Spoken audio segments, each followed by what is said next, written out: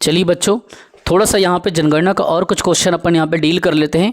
अगर आपको हमारी क्लासेस अच्छी लगती है, अगर आपने अच्छे से देखा है हमारे क्लास को, घर बैठ के तैयारी अगर आप करना चाहते हैं तो डिस्क्रिप्शन में जाकर के क्या करें, माधव पाल एकेडमी का एप्लीकेशन डाउनलोड करें और वहाँ से अपने पसंद का आप कोर्स परचेस कर सकते हैं। देखिए, कुछ ऐसे क्वेश्चन पीएससी ने पूछे हैं, उसको अपन यहाँ से लेके चलेंगे। और जनगणना के क्वेश्चन है, बहुत इंपॉर्टेंट क्वेश्चन है, क्योंकि जब तक 2021 के ऑफिशियल जनगणना के सारे डिटेल हमको नहीं मिल जाते, हम 2011 के भी आंकड़े को नहीं छोड़ सकते। क्योंकि छत्तीसगढ़ के हर एग्ज़ाम में जनगणना के क्वेश्चन 5 ठो 7 ठो 8 ठो देखने को मिलते ही हैं। ठीक, किसी भी स्थिति में, बुरे स्थिति में 2 से 3 क्वेश्चन तो देखने को मिलेगा ही, और ऐसा कोई पेपर ही नहीं है जिसमें जनगणना का क्वेश्चन ना आया हो। सो कम टू द पॉइंट। देखिए, आपसे पूछा जाएगा कि शहरीकरण के बारे में बताएं। अगर आप मेंस लिखेंगे तो मेंस में शामिल करना, अगर आप प्रीलिम्स लिखेंगे तो प्रीलिम्स में इस बात को शामिल करना। 2011 के जनगणना के हिसाब से शहरीकरण में छत्तीसगढ़ का परसेंटेज पूछा जाएगा कि कितना परसेंट छत्तीसगढ़ में नगरीकरण या शहरीकरण हुआ है। उस बेसिस पे आपको याद रखना है। ये देखिए, ये छत्तीसगढ़ के 2011 के नगरीकरण या शहरीकरण का आंकड़ा है। ठीक है, तो आपसे शहरीकरण का आंकड़ा अगर आपसे पूछे परसेंटेज में इस आंकड़ों को आप बताएं, तो आपको याद कैसे करना है, 23, 24 बस। अर्थात हमको ये पता चल रहा है कि लगभग 76.7% ये क्या है, ये आपका जैसे कि बोलते हैं ना कि ग्रामीणकरण या इतने प्रतिशत अभी भी शहर नहीं हो पाए हैं। तो ग्रामीण जनसंख्या का प्रतिशत अगर आपको पूछे तब आप बताना कि ये ग्रामीण क्षेत्रफल है, ग्रामीण एरिया है, क्योंकि एक सोसाइटी जो है छत्तीसगढ़ की वो कृषि आधारित अर्थव्यवस्था पे डिपेंडेंट है। तो 76.7% ये ग्रामीण जनसंख्या इतने में निवास रहती है और इतने क्षेत्र में शहरीकरण किया गया है। ठीक है, इस बेल्ट में जनसंख्या जो रहती है वो शहर की जनसंख्या रहती है। ठीक, अब इसमें ये तो हमको पता चल गया कि शहरीकरण है और इसमें ग्रामीण जनसंख्या इस क्षेत्र में निवास करती है 76% में। लेकिन तुमसे क्वेश्चन पूछा जाएगा कि सर्वाधिक शहरीकरण वाले जिले को तुम बताओ। तो वैसे स्थिति में तुमको क्या करना है, सर्वाधिक शहरीकरण वाले जिले को बताना है, तब जा कर के इसका क्वेश्चन जो है कंप्लीट होगा। और मैं ज़्यादा घुमा फिरक बात नहीं करूँगा, ये चीज़ें आपके बुक में भी लिखा है, आपके नोट्स में भी लिखा है, परंतु फिर भी वो जल्दी याद नहीं होता। क्यों? क्योंकि ये डिजिट्स का खेल है, डेसिमल्स का खेल है। तो जो टीचर आपको पढ़ाता है आप उसकी क्लास से जल्दी याद कर पाओगे। ठीक है, अब देखिए यहाँ पे सर्वाधिक शहरीकरण बोले 4-5 ऑप्शन रहेगा, दुर्ग रहेगा, दुर्ग रहेगा, कोरबा रहेगा, रायपुर रहेगा, राजनांदगांव रहेगा, इस टाइप का रहेगा। तो सर्वाधिक में दुर्ग लेना। ठीक, सर्वाधिक में पहले नंबर पे आपको लेना है दुर्ग। दुर्ग सिटी जो है ये नगरीकरण में आगे है। और परसेंटेज अगर आपको पूछे तो 64.13% के साथ साथ में ये दुर्ग को 64% आप याद रख लो। 64.15 है एक्चुअल में, 13 याद आ रहा था। 64.15% के साथ में सर्वाधिक ये है। अगर आपको इतना याद नहीं आएगा डेसिमल में तो कम से कम 64% को याद रख लेना। तो सर्वाधिक नगरीकरण के साथ में दुर्ग जिला अभी छत्तीसगढ़ में टॉप में है नगरीकरण में। लेकिन आपको पूछा जाएगा कि ये तो ठीक है, चलो सर्वाधिक हो गया, आप न्यूनतम बताओ ऐसा कौन सा जिला है जो कि नगरीकरण नहीं हो पाया, बहुत बुरी स्थिति में है। ठीक है, ग्रामीण परिवेश में ज़्यादा वहाँ पे देखने को आपको मिलता है। तो जनसंख्या आपको ग्रामीण परिवेश की देखने को मिल जाएगी, क्योंकि नगरीकरण उतना हावी नहीं है, उतना डेवलपमेंट उस जगह पे नहीं हुआ है। तो न्यूनतम नगरीकरण भी कह सकता है आपको, यस, न्यूनतम नगरीकरण या न्यूनतम शहरीकरण भी पूछ सकता है। तो उस स्थिति में आपको उस जिले का नाम देखना है। ये हो जाएगा बलरामपुर। 4 कई जगह 74 लिखा है, कई जगह 75 लिखा है, लेकिन आप आंसर लेंगे 75 को। क्यों? क्योंकि इकोनॉमिक सर्वे में यही लिखा है। ठीक है, तो 4.75% के साथ में न्यूनतम जनसंख्या जो नगरीकरण यहाँ निवास करती है तो वो बलरामपुर है। यहाँ के नगरीकरण का प्रतिशत है 4.75%। ठीक, तो ये हमने देख लिया। अब एक बार क्वेश्चन पूछा था साक्षरता पे। साक्षरता का क्वेश्चन आपको कहीं ना कहीं पीएससी व्यापम के एग्जाम में देखने को मिलेगा। ठीक है, लिटरेसी का क्वेश्चन। तो उसमें पूछा था सर्वाधिक साक्षर जिले का नाम बताइए। भाई जाहिर सी बात है, जो जगह ज़्यादा शहरीकरण हुआ होगा वहीं सबसे ज़्यादा लिटरेट लोग रहेंगे, सबसे ज़्यादा साक्षर लोग वहाँ पे रहेंगे। तो सर्वाधिक साक्षर जिला अगर आपको कहे तब आप क्या कहेंगे, तब उस केसेस में आप दुर्ग का नाम लेंगे। ठीक है, लिटरेसी की बात आ रही है, साक्षरता की बात तो यहाँ पे मैं बता रहा हूँ सर्वाधिक साक्षर जिला। बाकी चीज़ आप पढ़ना, बस मैं एक तो ट्रिक बता रहा हूँ कि एग्ज़ाम के पहले जनगणना क्वेश्चन आता है और कहाँ से ज़्यादा आता है उसी चीज़ को। ठीक है, तो ये दुर्ग जिला है, टॉप में है सर्वाधिक साक्षर के साथ में। 82% मिनिमम आपको दिमाग में ऐसा याद रखना, 86 आपको याद नहीं आए तो भी चलेगा, 82.86 ऐसा आप याद कर सकते हो। 82 या 82% के साथ में सर्वाधिक साक्षरता लिए बैठा है दुर्ग जिला। जबकि अगर आपको कहा जाए, ये तो सर्वाधिक साक्षरता जैसे आपने देखा, लेकिन आपको कहा जा सकता है कि न्यूनतम साक्षर जिला बताइए, तो हमारे आदिवासी समाज में साक्षरता अभी कम देखने को मिल रही है, लेकिन वो जल्दी आगे आएगा और कोई दिक्कत नहीं है। न्यूनतम साक्षरता को पूछे तो आप बता देना, ये हो जाएगा सुकमा। ठीक है, सुकमा में अभी भी मेन स्ट्रीम से वहाँ की सोसाइटी जुड़ नहीं पाई है, जिस कारण से लिटरेसी रेट वहाँ पे काफ़ी कम है। ठीक है, लगभग 34-35% के बीच में है, कम से कम 50-45 के ऊपर होना चाहिए था। तो यही चीज़ें हैं, अगर आता है तो बताइएगा आप। 34.81% के साथ में सुकमा जिला न्यूनतम के अंतर्गत आता है। ठीक है, तो ये साक्षरता का क्वेश्चन ऐसे पूछा आपको जाएगा।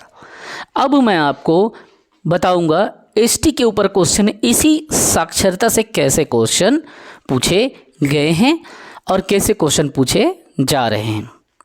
सर्वाधिक मतलब एसटी के बीच में साक्षरता वाला जिला बोले तो याद रखना, बड़ी मज़े की बात बता रहा हूँ। ये जिला जो बताऊंगा आपको, ये एसटी और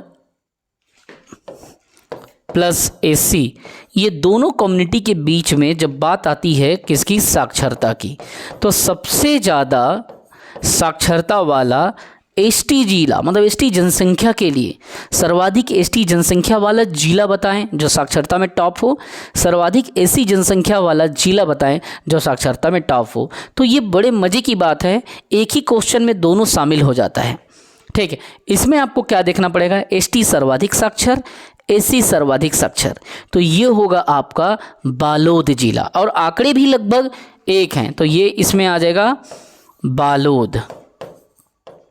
बालोद जिला एक ऐसा जिला है जो एसटी और एससी दोनों को साक्षरता में ऊपर के साथ रखा हुआ है, अर्थात सर्वाधिक एससी साक्षर बालोद में मिलेंगे, सर्वाधिक एसटी साक्षर बालोद में मिलेंगे। ठीक, अब देखिएगा यहाँ पे एक चीज़ को समझिएगा, जब बात आती है एसटीओ का सबसे ज़्यादा साक्षरता के साथ में, बालोद तो है ये तो आपने जान लिया, लेकिन एसटी लोग हैं तो कितने % एसटी लोग वहाँ पे साक्षर हैं।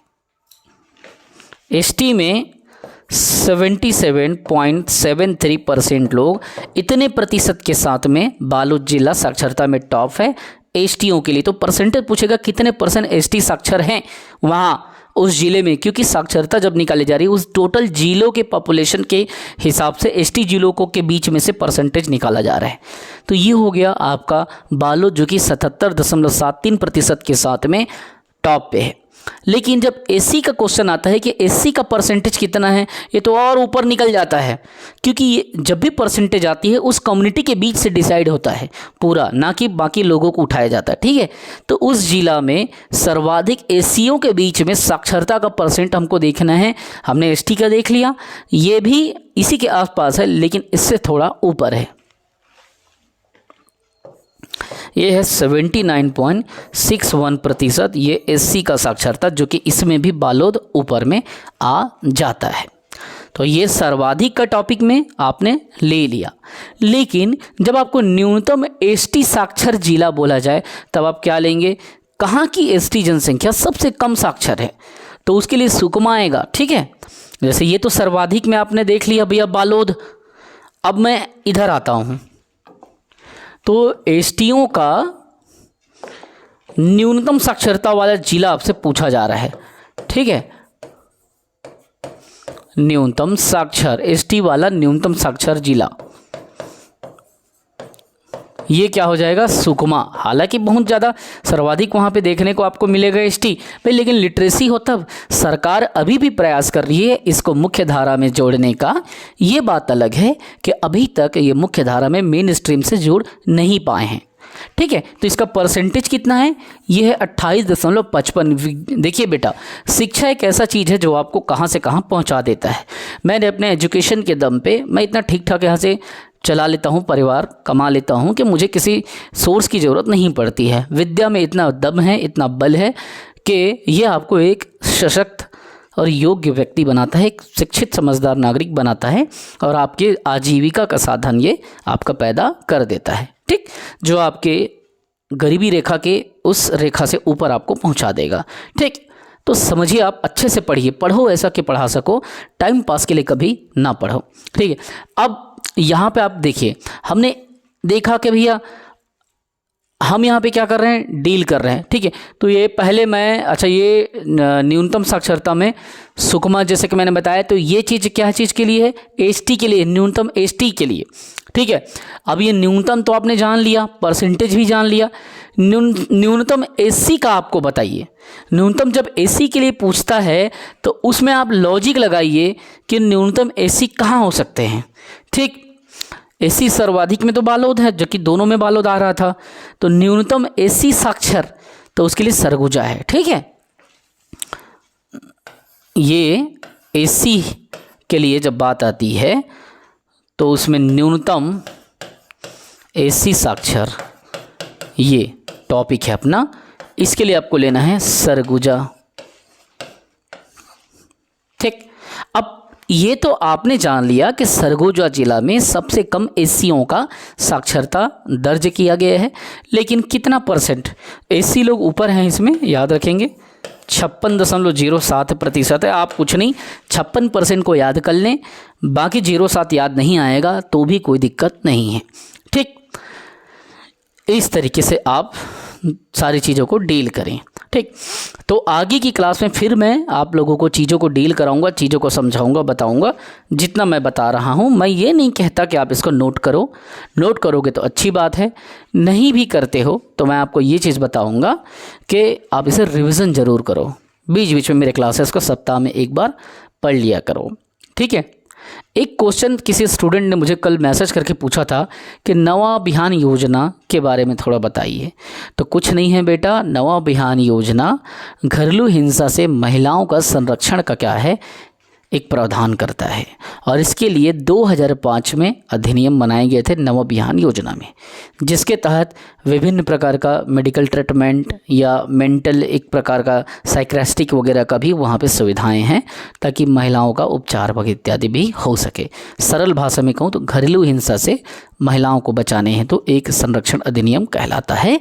2005 में इस अधिनियम को लाया गया था। एक बच्चे ने भी कहा था कि मुख्यमंत्री कन्या विवाह योजना के बारे में बताइए, उसका भी व्हाट्सएप में आया है। आप तो जान रहे हो, डेली मेरा मैसेज 3000-4000 SMS से भरा रहता है, जिसको मैं खुद नहीं पढ़ पाता हूँ और इसको पढ़ के रिप्लाई एक साथ में मैं दे भी नहीं पाऊँगा, धीरे धीरे दूंगा, क्योंकि डेली इतनी सारी इंक्वायरी आती हैं, पेंडिंग पड़े रहते हैं मैसेजेस। 1000, 800, 1200, 1400 हर दिन बच्चे मैसेज कर रहे हैं, जो मुझसे सैकड़ों स्टूडेंट्स मुझसे कोर्स लिए हैं, सैकड़ों स्टूडेंट्स मुझसे पढ़ रहे हैं। ठीक, तो उनको कहीं ना कहीं मेरा टीचिंग अगर अच्छा लग रहा है तो ये बच्चों की चॉइस है कि वो किस टीचर से पढ़ना चाहते हैं। और मुझे खुशी होता है कि मेरे एकेडमी से 200 से अधिक बच्चों का सिलेक्शन भी हो चुका है। ये अपने आप में एक गौरवान्वित करने वाला पल है। और हमारा एप्लीकेशन से बेस्ट टीचर अवार्ड भी मुझे मिला है, जो कि आप लोग लास्ट वीडियो में देख चुके हैं। ठीक है, super achiever award, best educator award, student choice award, ये सब हमारे जहाँ से ब्रांड एप्लीकेशन हमने बनाया है सौरभ गांगुली टीम से, वहाँ से ये सब चीज़ें मुझे मिला है। क्यों? और ये सबका क्रेडिट जाता है मेरे बच्चों को। तो आलोचना से कभी घबराना नहीं और आगे चलना। चलिए, मुख्यमंत्री कन्या विवाह योजना को थोड़ा सा बताता हूँ, क्योंकि वो महिला सुपरवाइजर में भी आता है और शिक्षाकर्मी मतलब असिस्टेंट टीचर, टीचर शिक्षाकर्मी शब्द खत्म हो चुका है अभी, ये सब में भी आता है। ठीक है, व्यापम में भी आता है। और महिलाओं से संबंधित कोई जैसे जनजाति विभाग में भी क्वेश्चन को पूछा गया है।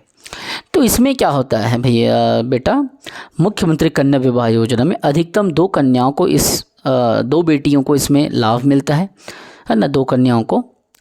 पहले क्या होता था, इसके तहत जब विवाह किया जाता था, कन्या का विवाह पहले होता था, 25,000 रुपये सरकार क्या देती थी, एक सब्सिडी देती थी, मतलब छूट देती थी, रियायत देती थी। अब उसको बढ़ा करके सरकार ने क्या किया, 50,000 रुपये कर दिया है।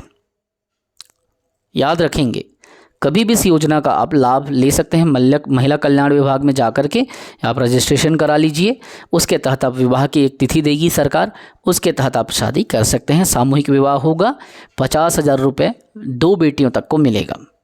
2023-24 ये जो करेंट फाइनेंशियल ईयर जो चल रहा है, इसमें बजट भी किया गया है और तभी इसी बजट में इसके राशि को 50,000 रुपये कर दिया गया। पहले तक ये 25,000 था, बट अभी अनाउंसमेंट किया है लास्ट भूपेश बघेल सरकार ने कि ये योजना को चलाना तो है, लेकिन राशि 25,000 को 50,000 इसी साल से देना चालू करना है। 2023 का जो वित्तीय वर्ष चालू हुआ है ना, वहीं से 1 अप्रैल से 31 मार्च जो चलेगा, 2024 के 31 मार्च तक, तो 1 अप्रैल से ये 2023 से चालू हो चुका है। 2023 वाला योजना में 50,000 हो चुका है। ये दोनों क्वेश्चन आपको मैंने बता दिया। और अगर बच्चों को कोई भी चीज़ जानना है किसी योजना के बारे में, किसी चीज़ के बारे में, तो डायरेक्टली वो क्या कर सकता है, या तो कमेंट कर दे, या तो डिस्क्रिप्शन के बॉक्स में जा कर के हमारे ग्रुप का लिंक दिया वहाँ जुड़ जाए, या तो डायरेक्टली मेरे नंबर पे मुझे क्या करे, मैसेज कर ले, किसी भी चीज़ का, चाहे वो एजुकेशनल हो, चाहे वो कैरियर गाइडेंस का हो। लेकिन याद रखना, आप जो प्रश्न करोगे, ठीक है, उसका संबंध शिक्षा से होना चाहिए। ठीक, एजुकेशनली आपका मैं हेल्प कर पाऊँ, तो ये याद भी रखेंगे आप, 9575204321। और हाँ, पहले पढ़ाने की मेरे टेक्निक को देखिए, यूट्यूब में हमने बहुत सारा क्लासेस दिया है। अगर आपको पढ़ाने की टेक्निक अच्छा लगे और आप एक प्लानिंग के तहत तैयारी करना चाहें, तो एप्लीकेशन का लिंक भी हम लोग डिस्क्रिप्शन में दिए हैं, वहाँ से डाउनलोड करें और वहाँ से पढ़ें। ठीक है, सबसे अच्छा इन्वेस्टमेंट होता है एजुकेशन, इसको वेस्ट ना करें। तो ये नंबर है 9575204321 4321। आप अपने दीपक सर को यहाँ से क्या कर सकते हैं, टेक्स्ट कर सकते हैं और यहाँ से आप बात कर सकते हैं और दीपक सर से जो भी आपको डाउट है उसको क्लियर कर सकते हैं। चलिए, जय हिंद, वंदे मातरम। जितना भी चीज़ मैंने पढ़ाया उसको रिवीजन करें एक बार और अपने तरीके से इसको क्या करें, शॉर्ट करने की, मतलब छोटा करके इसको याद करने की कोशिश करें। एक आखिरी क्वेश्चन क्लास को ख़त्म करने के पहले पूछ रहा हूँ, न्यूनतम एससी साक्षरता वाला जिला कौन सा है? न्यूनतम एससी साक्षरता, ठीक है, न्यूनतम मतलब ये नीचे कर दिया मैं, एससी लिख दिया और यहाँ पे लिख दिया साक्षरता। ठीक है, न्यूनतम एससी साक्षरता में आपको बताना है, पहला यहाँ पे विकल्प दे रहा हूँ मैं, अगर आपने वीडियो को देखा है तो आप क्लियर करें। दूसरा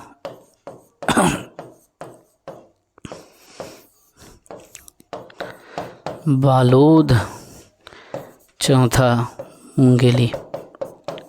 चलिए, मैंने यहाँ पे 4 ऑप्शन दिया है और मैं आपसे पूछ रहा हूँ, न्यूनतम एससी साक्षरता वाला जिला का पहचान करें, कमेंट करके बताएं। और सबसे अच्छी बात है, आगे भी अगर आप कंटिन्यू मुझसे जुड़ना चाहते हैं तो ग्रुप का, व्हाट्सएप ग्रुप का लिंक यहाँ डिस्क्रिप्शन में दिया गया है, वहाँ से आप जुड़ जाएँ। जय हिंद, वंदे मातरम। पढ़ते रहें, बढ़ते रहें।